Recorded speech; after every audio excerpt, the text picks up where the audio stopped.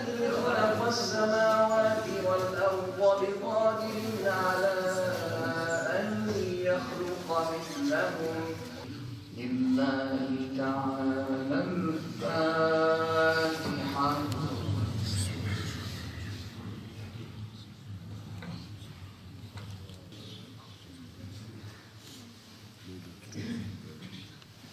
إياك نعبد وإياك نستعين اهدنا الصراط المستقيم إنا فتحنا لك فتحا مبينا ليغفر لك الله ما تقدم من ذنبك وما تأخر ليزدادوا إيمانا مع إيمانهم وكان ذلك عند الله فوزا عظيما. سمع الله لمن حمده. الله أكبر.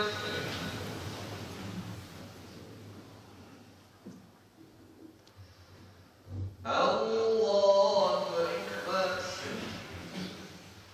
الله أكبر. لا إله إلا الله وحده لا شريك له له الملك وله الحمد وهو على كل شيء قدير.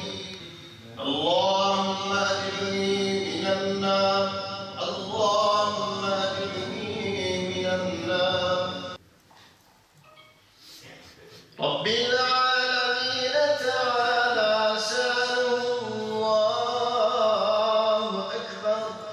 آمين. اللهم ربنا يا ربنا آتنا في الدنيا حسنة وفي الآخرة حسنة وقنا عذاب النار. Ev yaparız, çalışırız, çabalarız, mal ederiz, mülk ederiz. Ne deriz? Onlar için yapıyoruz deriz. Onları eğitiriz, geleceğe hazırlarız. Doğrudur. Yani başka ne yapacağız? Bize bu görevi vermiş Cenab-ı Hak. Çocuklar büyüklerin ayak izlerini takip eder. Bakın biz zaman zaman şikayet ederiz. Zamanın gençleri. Ne zamanın gençleri çocukları? Zamanın ihmal edilen gençleri. İlgilenilmeyen çocuklarıdır. Varsa değerlerimiz aktarılmayan çocuklardır. Biz bahçıyanlık görevini yapmazsak, biz sırat-ı müstakimde doğru yolda doğru adımlar atmazsak şikayetçi oluruz. Ne olur şikayetçi oluruz da faydası mı olur? Hiçbir faydası olmaz. O zaman faydası olan şey nedir? Ortaya bir güzellik koymaktır. Kalkıp tembelliğimizi yenmektir. Kalkıp adım atmaktır. Şimdi biz Gaziantep'te daha önceki çalıştığımız yerde de arkadaşlarımızla, cemaatimizle, hocalarımızla beraber çocuk dostu camiler oluşturalım diyoruz. Çocuklarımız camilerimizde yerlerinin olduğunu, kendilerine değer verildiğini bilsinler. Geçen Diyanet İşleri Başkanımız buralıdır, hemşehrimizdir, değerli hocamızdır. Buradan kendisini saygıyla anıyoruz. Ne yapıyordu? Çocuğa tahammül etmeyen yaşlarımız namazlarını evde kılsın diyordu. Yani bu bir şey anlatıyordu. Aslında gelmeyin demek değildir. Bu bir şey anlatıyordu. Sen çocuğu, torunun elinden tutup camiye gelmezsen onu başka yere davet edenler olur. Hayat boşluk kabul etmez. Sosyal toplumda, yani tabiat boşluk kabul etmez derler. Sosyal bilimde. Sosyal toplumda böyledir bu. Türkiye'de, Gaziantep'te Diyanet olarak, il müftülüğü olarak, ilçe müftülükleri, imamlar, cemaatimiz olarak şunu şey yapmamız lazım. Yaşayan ve yaşatan camiler. Camiler ölüler yeri değildir. Onun için ben şimdi caminin içinde bazen teklifler geldi. Hocam şu evi taziye salonu yapsak. Taziye salonu dışarı yapalım kardeşim. Burası ölüler mescid camisi değildir. Cami dirilerin yeridir. Cami toplumu diri tutmak, canlı tutmak, ayakta tutmak içindir. Yürüyen toplum, koşan toplum, bir şeyler yapan toplum oluşturmak içindir camiler. Kur'an-ı Kerim ölüler kitabı değildir. Ölüler kitabı haline geldik mi de ölürüz.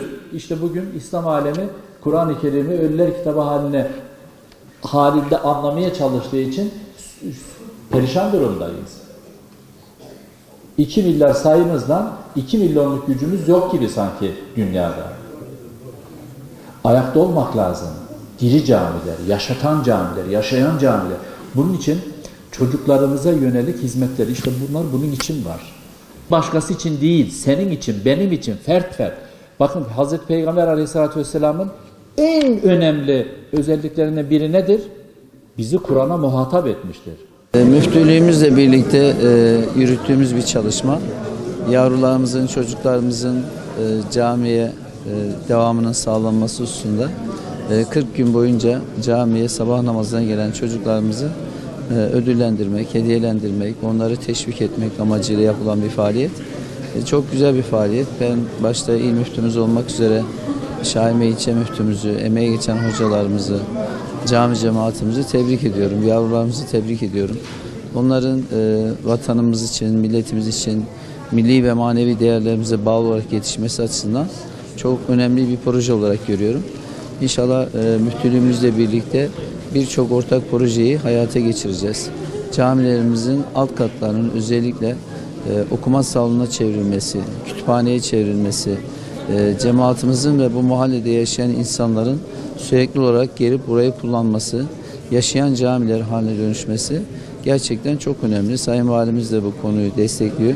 Biz de inşallah bu çerçevede camilerimizin alt katlarını özellikle kütüphane ve okuma salonuna çevirerek, yani millet kıraathanesi dediğimiz herkesin gelip okuyacağı, çocuklarımızın ders çalışacağı bir alana dönüştüreceğiz. Elbette her şey çocuklar için. Onlar bizim geleceğimiz.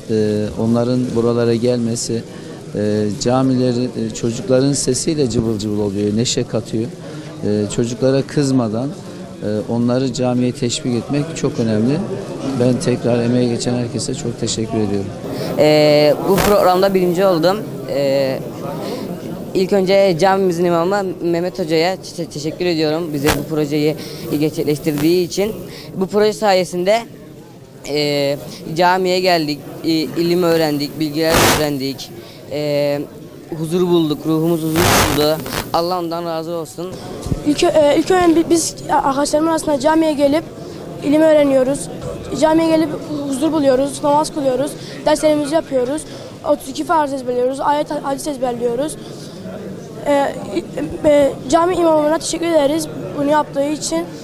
Ben buraya hediye için gelmedim. Allah'ın huzuru için geldim. İnşallah böyle devam ederiz. Buraya camimizin hocası Mehmet Koca sayesinde geldik buraya. Bu proje olmasaydı belki burada olmayabilirdik. Onun sayesinde birçok şey elde ettik. Mesela ayetleri öğrendik, hadisleri öğrendik, farzları öğrendik, namaz kılmayı öğrendik, namazın vakitlerini öğrendik. Burada birçok şey öğrendik, Kur'an'ı öğrendik. Mehmet Akmazoğlu hocamızın sayesinde de bir sürü hediye kazandık. Teşekkür ederiz.